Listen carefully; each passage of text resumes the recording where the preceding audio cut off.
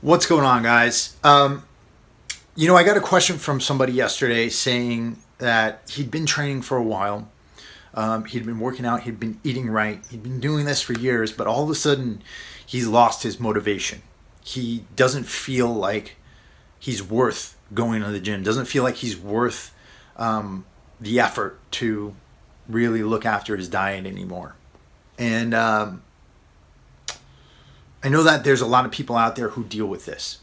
Across the board, men in general are falling into depression, and they're dying from earlier deaths from disease. Men are more likely to get cancer, more likely to get diabetes, more likely to get heart disease. Men are also more likely to engage in risky behavior. They're more likely to get alcoholism or to abuse drugs. And men are also much more likely to commit suicide. Across the board, men are way more likely than women to commit suicide.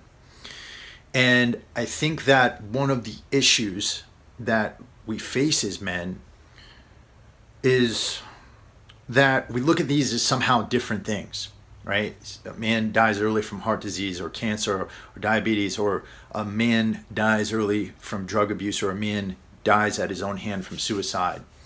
And yes, there are some genetic reasons why men could get heart disease or cancer or diabetes, but by and large, we often see these as the results of lifestyle decisions. And so we see men who aren't investing in themselves, they aren't eating proper nutrition, they aren't exercising, they're engaging in risky behavior like alcoholism or drug abuse or smoking.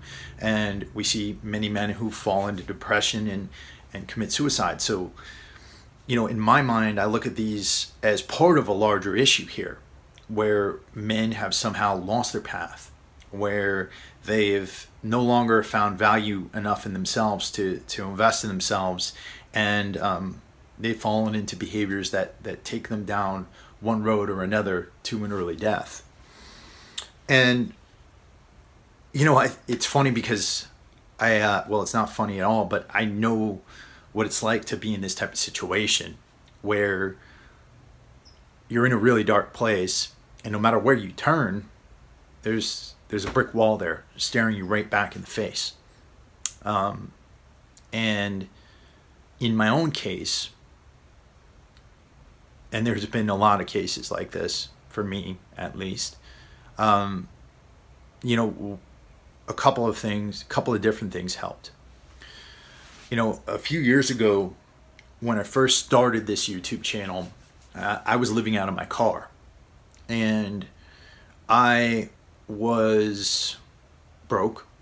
I was severely affected by ulcerative colitis to the point where, I was running to the bathroom whenever I could, basically living out of a Starbucks and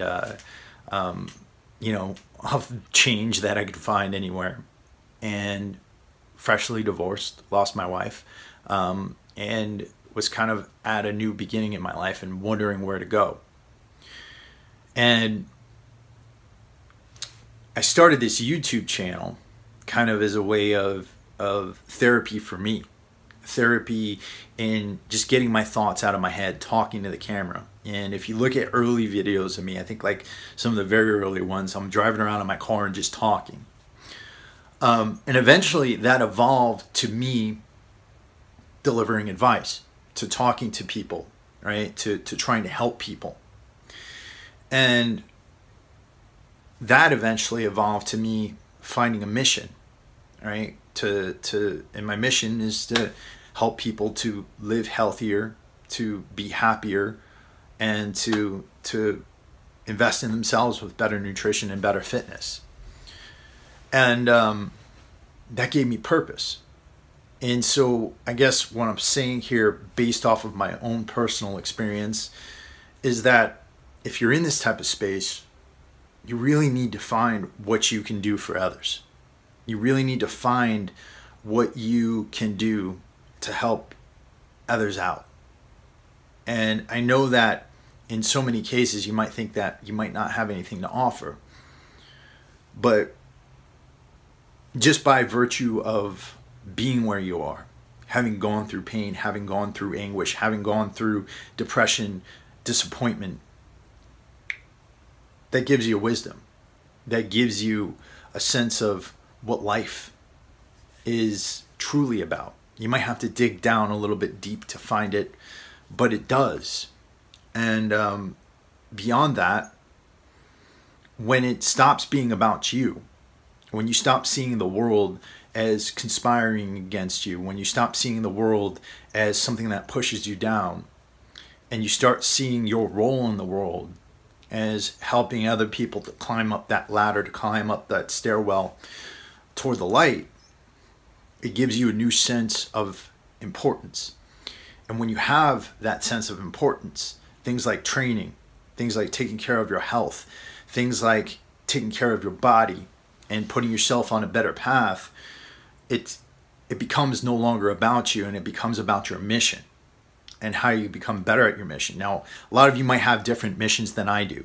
You might have families, you might have children, you might have loved ones that you need to take care of. And I think that it's far better to use that for motivation than to say, hey, I want to have abs, or I want big biceps, or I want a 500-pound bench press or a 600-pound squat. Because that's a motivation that can last you a lifetime. You know, abs, a 500-pound squat, 600-pound squat, they can go away at a certain point in time when you hit a certain age. But when you have a mission to help people, to make people's lives better, to contribute something to this world, and you make your fitness part of that mission, that larger mission, I think that is what allows us to incorporate fitness for a lifetime. And I hope that wasn't too confusing. I hope that that message speaks to you. And I'm always here if you have any questions. So I want to thank you guys for listening. I'll be back at you later this week with another video to answer questions and to deliver advice in the world of fitness with the Warrior Solo Goji.